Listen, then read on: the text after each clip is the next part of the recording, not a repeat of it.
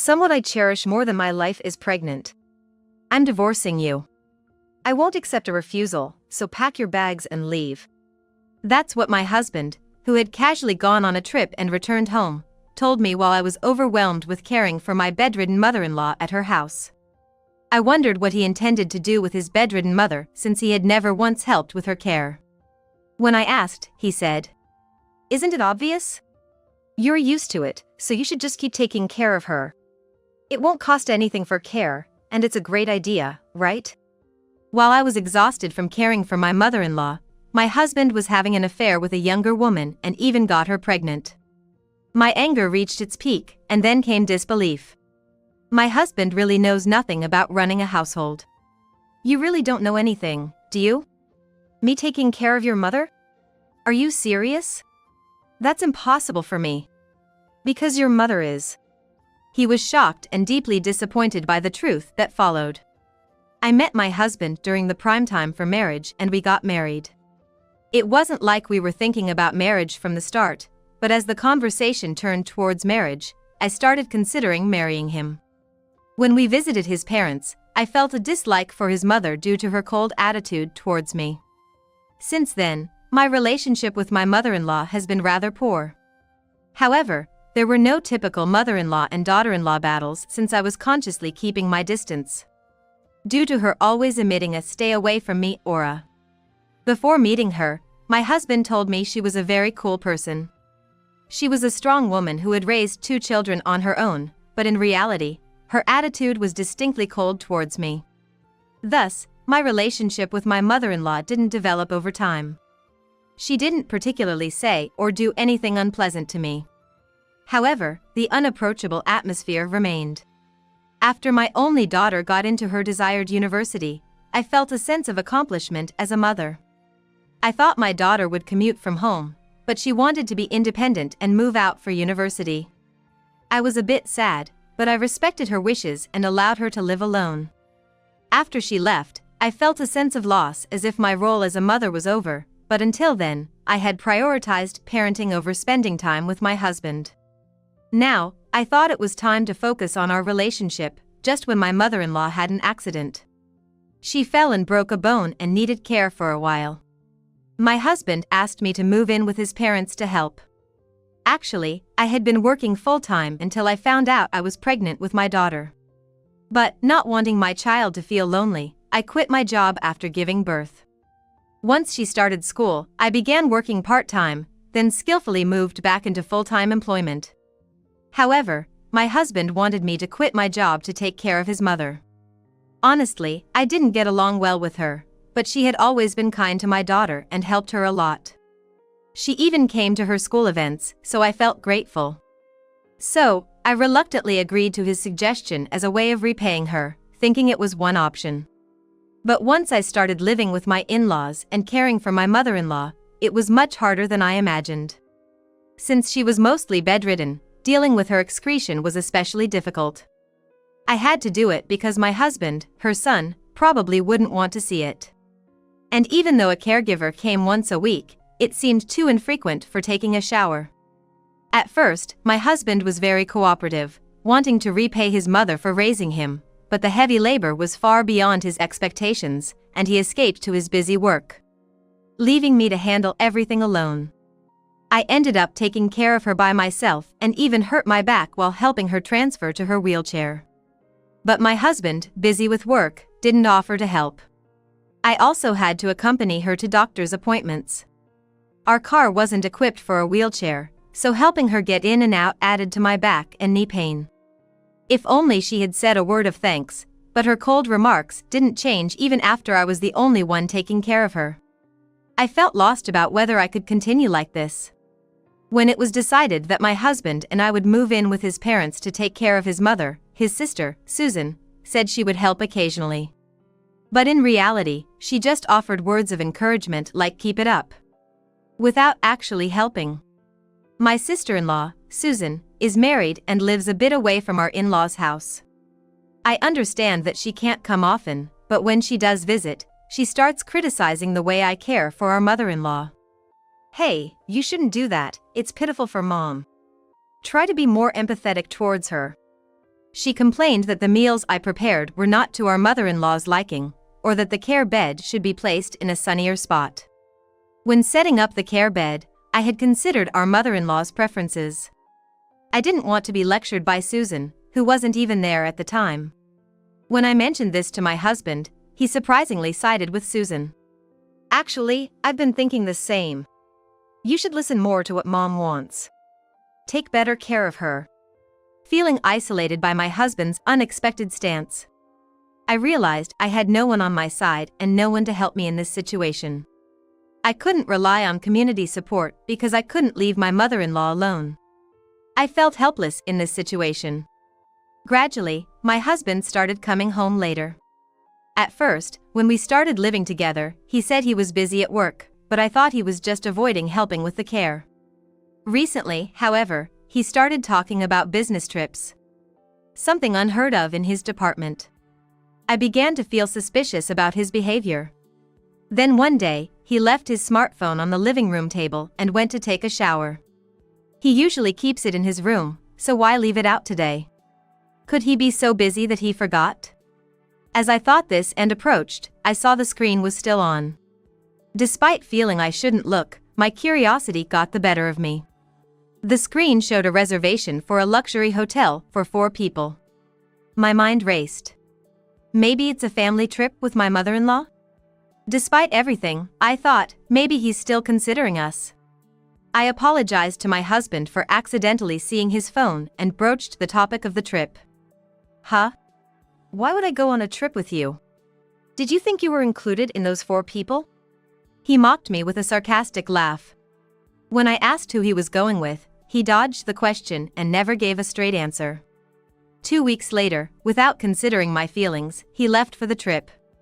After a 3-day trip, he returned and shockingly said, "My important coworker is pregnant. So, we're getting divorced right away." I couldn't believe my ears.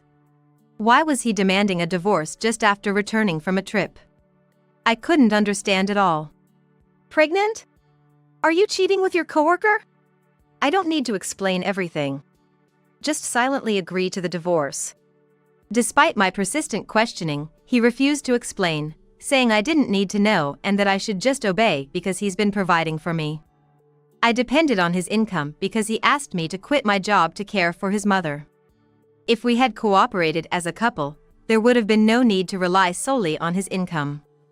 To be told he's been providing for me. Enough, you're annoying. I'm leaving for my lover's place.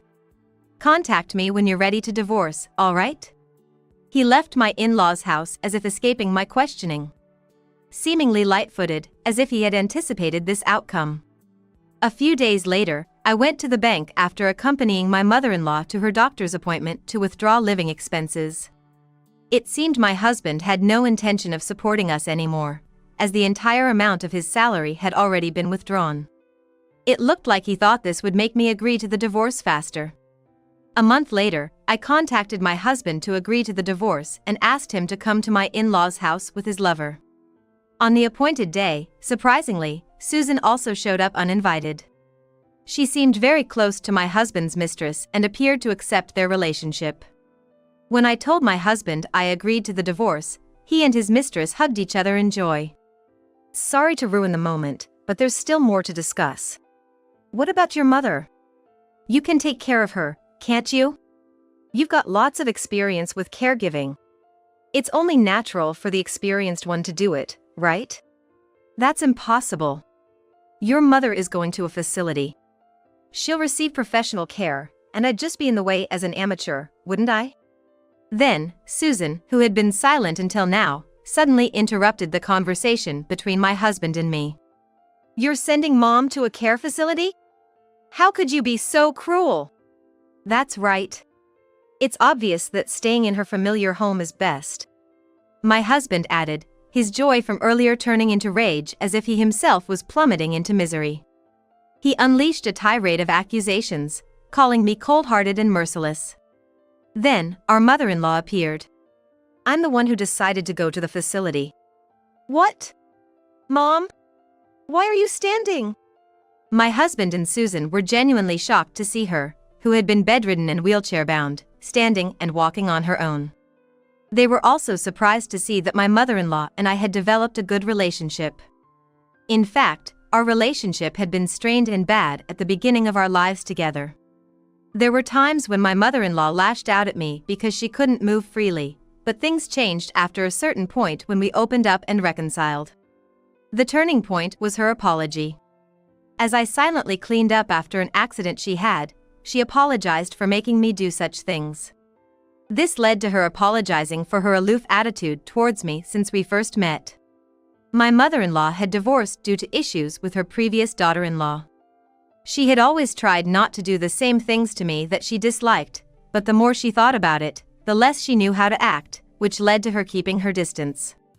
Once the distance was established, it became even harder to know what to do. As she found herself in need of care, her guilt overflowed. But she didn't know how to express it and tearfully apologized. I felt the same way. I had given up on trying to close the gap with her, to understand each other. Once the misunderstanding cleared, my mother-in-law began to regularly thank me. I also started to empathize with her and explore what kind of environment would be best for her care. In the process, she began showing interest in everything and even expressed a desire to try physiotherapy. A doctor referred us to a specialist, and she began to show signs of recovery with each visit. Now, she could walk short distances without a cane. The money for the care facility will come from selling the house and my savings. There won't be any money left for you too. My husband and Susan were outraged by this news they were hearing for the first time. My husband demanded to know why I didn't stop our mother-in-law's reckless decision. However, I knew all about what she had decided. Rather, she made the decision because she was pained by my husband's attitude towards me. Seeing that he didn't help with the caregiving and left everything to me, she initially looked for options she could manage on her own. Although bedridden, she could use her smartphone and had been searching with it. After we reconciled, she shared everything about her future plans with me. She had no intention of leaving any money for my husband and Susan. So, I suggested finding a comfortable facility, and I joined in the search. We found a vacancy in a luxurious nursing home within her budget. We visited, did a trial day, and she loved it, so she quickly signed the contract. "What the heck are you doing? If we let this woman take care of her, we can save a ton of money," my husband exclaimed. "Yeah, rethink this, Mom. Spending money on a nursing home is a waste," Susan chimed in. My mother-in-law glared at them fiercely. "I don't want to leave a single penny for you too. That's why I chose a luxurious nursing home. It's none of your business how I spend my money." Her forceful voice silenced them, who had been loudly protesting until then. Realizing there was no inheritance, my husband and Susan were in shock. Their earlier aggressiveness gone. The mistress, contrary to what I expected, didn't seem too concerned about the lack of inheritance. She told my husband, "It's okay about the inheritance, as long as you marry me, I'll be happy." And then turned to me, demanding assertively to sign and hand over the divorce papers quickly. I informed them that there was someone I wanted present before I submitted the divorce papers. My husband, his mistress, and Susan looked puzzled, but my husband, thinking he had the upper hand, told me to call this person quickly if it meant the divorce would be finalized. Just then, the doorbell rang at a perfect time, so I excused myself to greet the person. When I returned with them, the mistress's demeanor completely changed. Because I had brought her mother. Right after my husband suddenly demanded a divorce, and until the month when I agreed to it, I had hired a detective agency to investigate my husband and his mistress. The participants of the trip, which my husband stubbornly refused to disclose, included him, his mistress, Susan, and surprisingly, the mistress's mother. It seemed that the trip was also meant for the mistress's mother to meet my husband. During the trip, there was no mention of my mother-in-law's care. My husband had told her that his mother had passed away, thinking it would be troublesome if his affair partner knew there was a caregiver. He introduced Susan as a motherly figure in his life. But the lies didn't end there. He had kept quiet about being married and not yet divorced from me. After receiving the investigation results, I went to meet the mistress's mother and revealed everything to her. Even knowing the truth, seeing the people involved in person seemed to have blown her rationality away. The mistress's mother, red-faced with anger, shouted unreservedly at her daughter, my husband, and Susan. While she was furiously yelling, the recipients of her anger seemed confused by the rapidly changing situation. Susan was questioning my husband about why he did something that could be discovered. Then, my husband, taken aback by the unexpected alliance between me and Susan, we were not on good terms, started to justify himself, saying he couldn't have anticipated this. After a thorough scolding, the mistress's mother turned to me and my mother-in-law apologized for her daughter's role in the affair. She even promised to ensure her daughter would pay any amount of compensation I demanded. However, the mistress was disgruntled and complained about why she should pay. I'm not paying. I'm carrying his baby, after all, she said, refusing to pay because she was pregnant and claiming they had my consent for the relationship.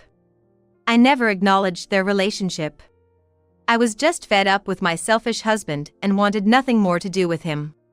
In fact, during the investigation into my husband, a significant secret he had been keeping from me came to light. Since you two are going to be married, why not have my ex-husband pay the compensation? Oh, right. We'll have joint assets once we're married, the mistress said, clearly naive about such matters. I left her with her misunderstanding. But now was the crucial fact she probably didn't know. Yeah, joint assets. If he has the means, he can pay, right? What? Your soon-to-be ex-husband has a considerable amount of debt, it seems. You're quite the gold digger, aren't you?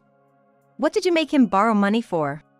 My husband had no spare money for the mistress because he was contributing to our household expenses. Whether he didn't cut back on expenses because he feared the affair would be discovered, or it was just his vanity, I didn't know. He had apparently been financing the affair entirely through loans from multiple lenders and was now deeply in debt with late repayments, even resorting to dangerous sources. The mistress was unaware of the debt. She confronted my husband, listing several brand names and insisting she never asked for them, he had given them to her of his own accord.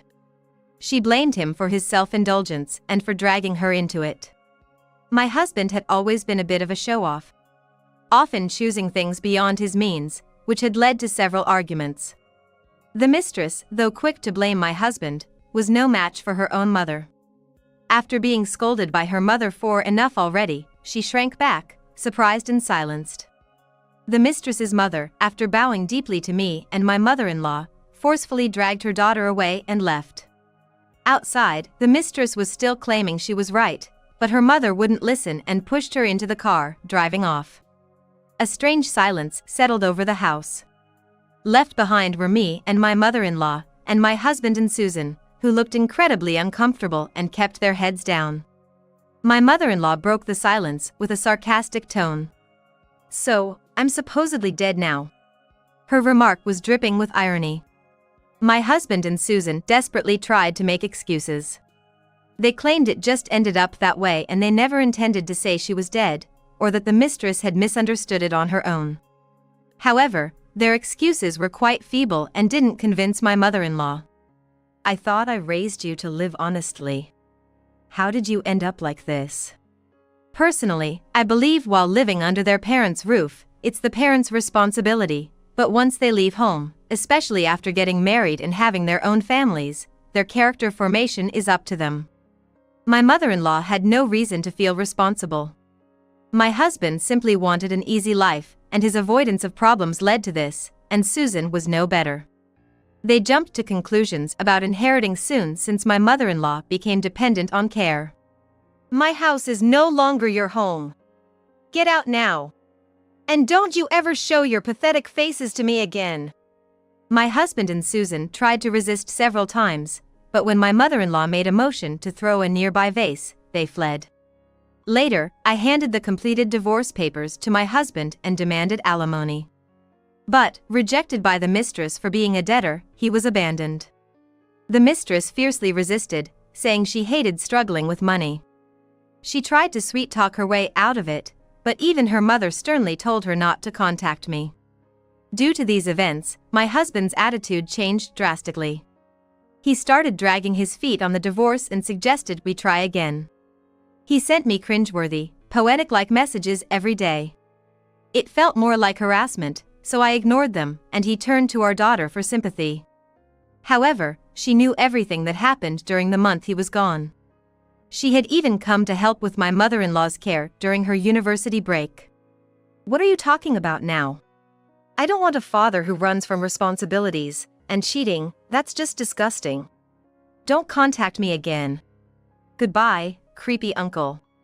Being called a failure as a father and a creepy uncle by his daughter seemed to deeply shock my husband. He agreed to the divorce and alimony with a defeated look, muttering, "Maybe this will make my daughter forgive me." Reconciliation seems unlikely from a daughter's perspective. Despite wanting to appear a good father, my debt-ridden husband managed to gather enough money to pay the alimony in full. I'm sure he piled up more debt to do this, but it was entirely his doing. Not my concern anymore. After severing ties with my husband, the mistress's mother gave me a substantial sum of money as compensation. It was apparently all of the mistress's savings. She apologized again for her daughter's misdeeds, saying money couldn't solve everything. As for the mistress, she lied about being pregnant to get rid of my husband, who was drowning in debt. Desperate to break up, she confessed to making up the pregnancy as a shield against paying compensation. Her mother, beyond angry, was appalled. Disgusted at her daughter's disregard for life, she kicked her out penniless. The mistress, originally planning to return to her parents' home due to her depleted savings, was thrown off course. She sought her mother's help several times but remained unforgiven, reportedly spending nights at motels, with homelessness looming over her. Susan's actions were discovered by her husband, who was furious with her. Shortly after, his mother required care, and Susan ended up having to provide it at her in-laws' home. Overwhelmed within hours, she begged to be released, but her husband, knowing everything, refused. Consequently, Susan called me for help. Having had little to do with Susan since marrying her brother, I had thought everything was settled with my divorce. I had forgotten to block her number. After her wailing on the phone, I reflexively hung up and promptly blocked and deleted her number. Before moving to the facility, my mother-in-law gave me a diamond ring as a thank you.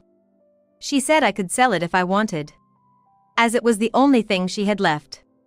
She didn't say much, but the ring had a large diamond, and it seemed valuable, something with significant memories since she hadn't sold it before.